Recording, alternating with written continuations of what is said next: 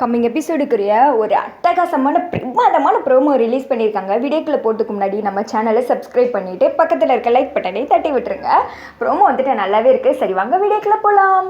First சீனில் வந்துட்டு ஆஃபீஸில் எல்லாருமே வேலை பார்த்துட்டு இருக்காங்க இல்லையா. நம்ம கார்த்தி வந்துட்டு காக்கி சட்டை இதெல்லாம் போட்டு லேபராக வேலை பார்க்கணுன்னு சவால் விட்டுருக்காரு இல்லையா. அப்படியே மாசாக உள்ள வந்துட்டு என்ட்ரி கொடுக்குறாங்க. அப்போ வந்துட்டு அங்கே இருக்கிறவங்க மிஷின் ரிப்பேர் சார் அப்படின்னு சொல்ல கார்த்தி போய் வந்துட்டு ரிப்பேர் பார்க்குற மாதிரி காமிச்சிட்ருக்காங்க. இங்கே சீனை கட் பண்ணி அங்கே ஆஃபீஸில் வந்துட்டு ஆனந்த் ஆஃபீஸ்க்கு வந்திருக்காரு.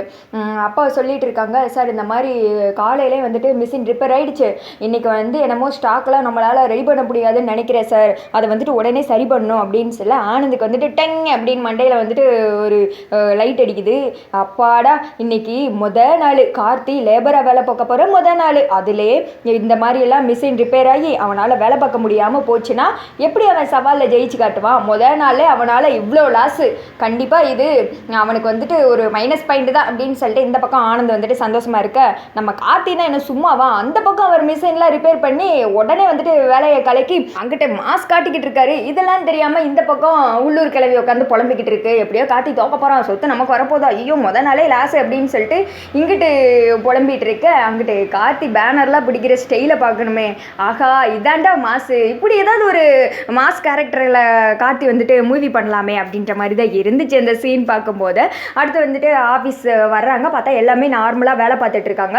ஆனந்த் வந்துட்டு அவங்க கூட 2 பேரை கூப்பிட்டுட்டு அப்படியே சுற்றி வந்துட்டு இருக்காங்க. என்ன இது மிஷின் ரிப்பேர்னு சொன்னாங்க, இங்கே எப்படி இப்படி நல்லா வேலை ஓடிக்கிட்டு இருக்கு, இதுக்கு வாய்ப்பே இல்லையே, எப்படி சரியாயிருக்கும் அப்படின்னு சொல்லிட்டு யோசிச்சுக்கிட்டே, மிஷின் ரிப்பேர் தானே சொன்னீங்க, இப்போ எப்படி சரியாயிடுச்சு, வேலைலாம் எப்பவும் போல நார்மலாக ஓடிக்கிட்டு இருக்கு, கூப்பிட்டு என்னன்னு விசாரிங்க அப்படின்னு சொல்லிட்டு ஆனந்த் சொல்ல, அங்கே வந்துட்டு ஏய் யார் யாது இங்கே வா, யார் மிஷினை சரி பண்ணது, எப்படி வேலையெல்லாம் கரெக்டாக ஓடிக்கிட்டு இருக்கு, யார் சரி பண்ணது அப்படின்னு கேட்க, சரி பண்ணவங்களா சார் அப்படின்னு சொல்ல கார்த்தி வந்துட்டு மாசா வந்துட்டு நடந்து வர்றாங்க. அதை பார்த்தது ஆனந்த் வந்துட்டு ஆன்னு வாயை பொழந்துக்கிட்டு நின்றுக்கிட்டு இருக்காரு.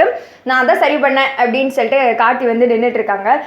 நாளே என்னை வந்துட்டு தோக்கடிக்கலான்னு சொல்லிட்டு பார்த்தியா, அது நடக்கவே நடக்காது அப்படின்னு சொல்லிட்டு ஆனந்தோட பிளானை வந்துட்டு அப்படியே தவிடு புடியாக்கி மாஸ் காட்டிகிட்டு இருக்காரு.